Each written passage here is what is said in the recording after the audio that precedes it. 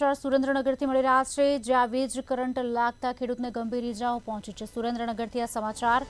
વીજ કરંટ લાગતા ખેડૂતને ગંભીર ઈજાઓ પહોંચી છે। લીંબડીના છાલિયા તળાવ વિસ્તારમાં આ ઘટના બનવા પામી છે। આપને જણાવી દઈએ, ખેતરમાં વીજ કરંટ લાગતા ખેડૂતને ગંભીર ઈજાઓ પહોંચવા પામી છે। ઝાડ કાપતી વખતે પસાર થતા વાયરને લોખંડનો પાઇપ અડતા કરંટ લાગ્યો હતો। ઈજાગ્રસ્ત ખેડૂતને સારવાર અર્થે હોસ્પિટલ ખસેડવામાં આવ્યો છે।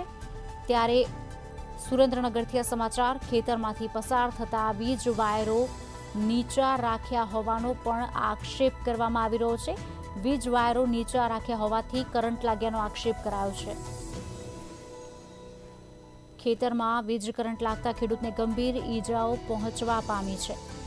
ઝાડ કાપતી વખતે પસાર થતા વાયરને લોખંડનો પાઇપ અડતા કરંટ લાગ્યો છે। ઈજાગ્રસ્ત ખેડૂતને સારવાર અર્થે હોસ્પિટલ ખસેડવામાં આવ્યો છે।